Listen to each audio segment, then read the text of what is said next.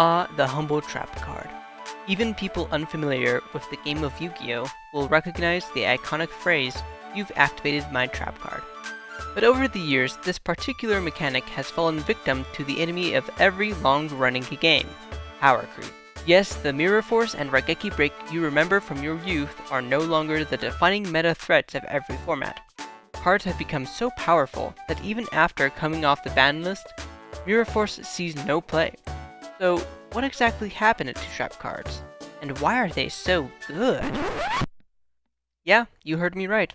I said trap cards are good. I'd go as far as to say that trap cards, generally speaking, are very good. There seems to be this idea in the Yu-Gi-Oh! Community that these little pink guys are always too slow to ever be worth even considering. But I think this is misleading at best and downright wrong at worst. To show you what I mean, let's look at some powerful trap cards that could be considered staples.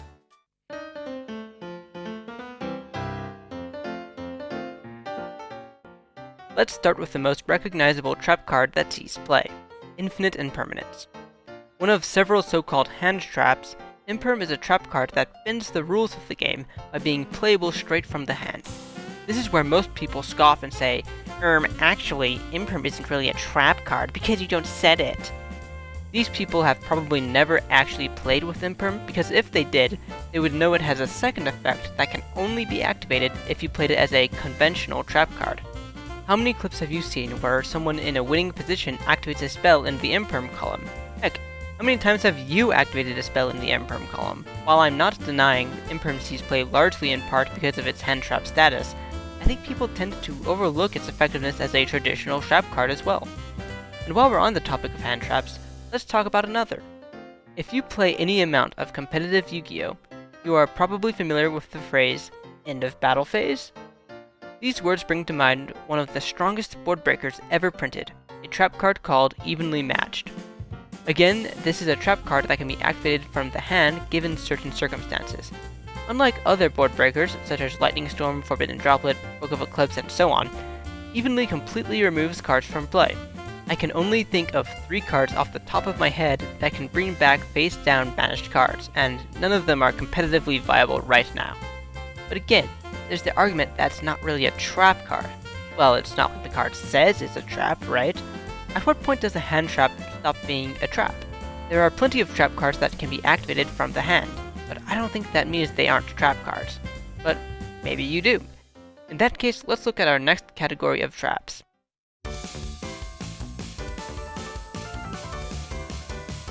Even the most meta-defining decks are powerless against the right Floodgate.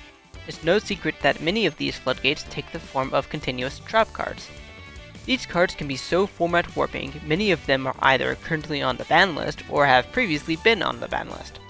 However, I'm not here to debate ban list philosophy or the ethical implications behind using these cards. All I know is that they do, in fact, see competitive play, and a lot of it. If someone told me that Floodgate Traps are not good cards, I would laugh in their face. Is every deck playing There Can Be Only One? Well, no, but is every deck playing Dimension Shifter? Also no. But in the right decks, these cards become powerhouses that can win entire games all on their own. I would go as far as to say that cards like Tikaboo, Gozen, Rivalry, and even Anti-Spell Fragrance are staples in their own rights, just like Harpy's Feather Duster or Book of Eclipse. Even if you want to make the distinction that these traps are only side deck staples, that still means that they're staples. I won't bother naming all the trap cards that count as floodgates, but just know there are dozens that will make you quit your match in frustration. If that's not evidence of a powerful card, I don't know what is.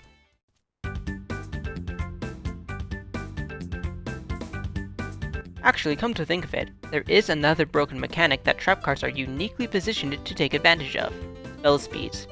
Since their inception, counter traps have been the ultimate nuh-uh cards. Not only do they invalidate whatever your opponent just did, most of the time your opponent is not even allowed to respond to these. Aaron doesn't cut it, Imperm can't be chained. The only way to beat counter traps is other counter traps. One of the biggest complaints about cards like Super Polymerization is that there isn't really any counterplay. You can't save your negation effect for Super Poly because you're not allowed to activate that negate in response. This little arrow commands a ton of respect, and their flexibility makes them playable in almost any deck. Counter traps still see play today, often protecting from side deck cards like Lightning Storm. Solemn Strike and Solemn Judgment are just a couple examples, but lots of decks have their own in-archetype counter traps, which brings me to...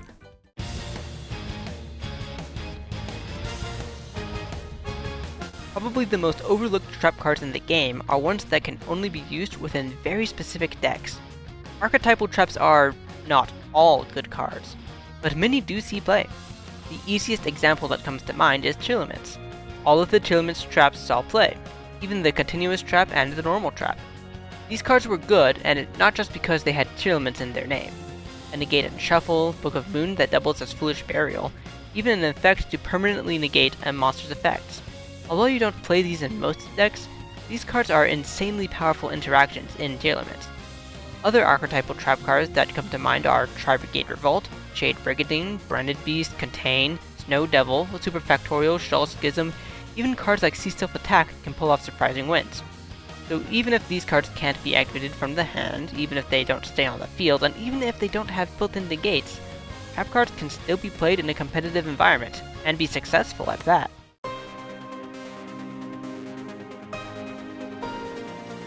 Speaking of successful decks, let's talk about the decks that make trap cards their whole thing.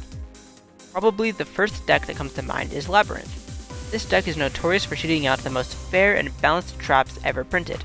But let's not overlook the fact that this is a deck entirely centralized around what people believe to be the worst type of card in the game. If traps are so bad, how would a trap-based deck be able to top it then? Rescue Ace has been a meta threat ever since Emergency released, and all that deck does is set a bunch of back row and pass.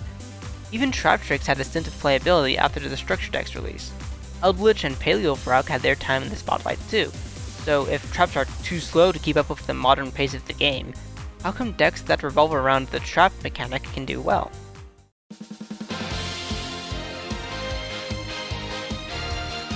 Now it's time for the card that sent me down this rabbit hole in the first place. I saved this card for last because I think it illustrates my argument the best. Allow me to introduce you to the trap card called Red Reboot. For those who may not be aware, Red Reboot is a counter trap that can be activated from the hand by paying half of your life points. It also happens to limit the cards your opponent can activate, so it can be considered a floodgate. It combines the most broken aspects of every trap card and puts them all into one.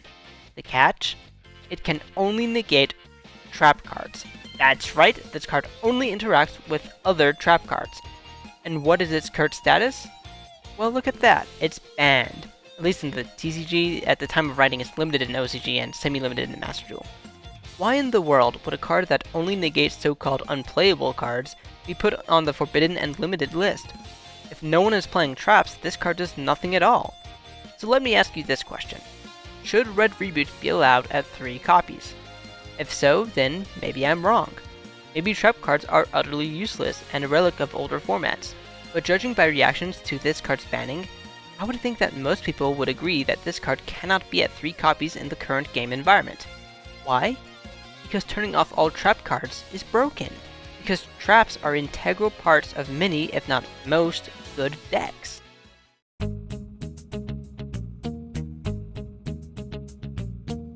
So hopefully now you can think of at least a couple of trap cards that are good enough to be in meta decks. While I'm not denying that trap cards are often on the weaker end of the power scale, I do believe they often get a bad reputation that they don't really deserve. I think the biggest disservice is that we lump in actually good traps like Dogmatica Punishment with useless battle traps printed 20 years ago like Mirror Force. The reality is that these older traps can't keep up with modern card design. I think this is where the misconception begins. Someone can't resolve Magic Cylinder and then assumes all trap cards are designed to be used like Magic Cylinder.